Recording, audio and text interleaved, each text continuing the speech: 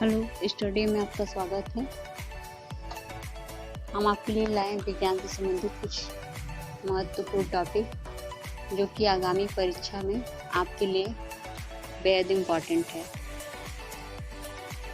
तो चलिए स्टार्ट करते हैं। फिर देखिए क्या है हमारा पॉइंट है कि पारिस्थितिक तंत्र में तत्वों के चक्रण को जैव भू रासायनिक चक्र कहा जाता है। आपसे पूछा जाएगा कि जैव भू रासायनिक किसे कहा जाता है, तो आपका डिफिनीशन हो जाएगा पारिस्थितिक तंत्र में तत्वों के चक्रण को जैव भू रासायनिक चक्र कहा जाता है। अगला क्वेश्चन आपसे पूछा जाएगा चिपको आंदोलन। चिपको आंदोलन से आप क्या समझते हैं? तो चिपको आंदोलन पेड़ों की कटाई को रोकने के लिए किया गया एक महत्वपूर्ण आंदोलन था। यह भारत के उत्तराखंड राज्य से जुड़ा हुआ था। सुंदरलाल बहुगुणा वर्ष 1973 में प्रारंभ किया गया।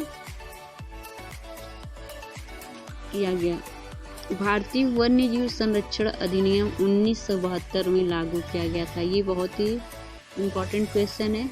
अगला आपका पर्यावरण संरक्षण अधिनियम 1986 में लागू हुआ। अगला आपका वन संरक्षण अधिनियम वर्ष 1980 में लागू हुआ। अगला आपका पारिस्थितिक तंत्र शब्द का प्रयोग किसने किया था? तो आपका आंसर है एजी डांसले। अगला क्वेश्चन है प्रकृति में ऑक्सीजन का सबसे बड़ा स्रोत हरे पौधे हैं। वायुमंडल में नाइट्रोजन गैस की प्रतिशत मात्रा, तो नाइट्रोजन गैस की प्रतिशत मात्रा वायुमंडल में होती है 78.09%। अगला आपका एक पोषण स्तर से दूसरे पोषण स्तर में ऊर्जा का कितना भाग स्थानांतरित होता है? 10%। हमारे शरीर के किस अंग द्वारा अमोनिया को यूरिया में बदला जाता है? यकृत द्वारा। अगला क्वेश्चन है आपका पारिस्थितिक तंत्र में पौधों द्वारा सौर ऊर्जा का आहार ऊर्जा में रूपांतरण होता है। अगला है जब पारिस्थितिक तंत्र में एक पोषण स्तर से दूसरे पोषण स्तर में ऊर्जा का हस्तांतरण होता है तो ऊर्जा का क्षय दो पोषण स्तरों के बीच तथा प्रत्येक पोषण स्तर के अंदर भी होता है। अगला पॉइंट है केवल औसतन 10% ऊर्जा का स्थानांतरण ही एक पोषण स्तर से दूसरे पोषण स्तर में होता है। देखिए कुछ महत्वपूर्ण प्रश्न है। पहला आपका भारत में पारिस्थितिक असंतुलन का प्रमुख कारण वनों को काटना या वन उन्मूलन है। अगला आपका पारिस्थितिक तंत्र के उच्चतम पोषण स्तर पर सर्वाहारी होते हैं। अगला है पारिस्थितिक तंत्र में ऊर्जा का प्राथमिक स्रोत सौर ऊर्जा कहलाता है। अगला है खाद्य श्रृंखला में मनुष्य प्राथमिक तथा द्वितीयक उपभोक्ताओं दोनों में आएगा, क्योंकि मनुष्य साग सब्जी भी खाता है और मांस भी। अगला आपका यूकेलिप्टस के वृक्ष को पर्यावरणीय संकट या पारिस्थितिक शत्रु कहा जाता है। सर्वाधिक अस्थायी पारिस्थितिक तंत्र महासागर का होता है। अगला लेसन है आपका पर्यावरण महत्वपूर्ण प्रश्न। ग्रीन हाउस गैसों की संकल्पना दी थी जोसेफ फोरियर ने। जोसेफ फ्यूरियर भी कहीं इनका नाम आपको लगा। अगला है क्योटो प्रोटोकॉल किससे संबंधित है? तो आपका आंसर होगा कि क्योटो प्रोटोकॉल जलवायु परिवर्तन से संबंधित है। अगला आपका पर्यावरण में ग्रीन हाउस प्रभाव में वृद्धि का मुख्य कारण है।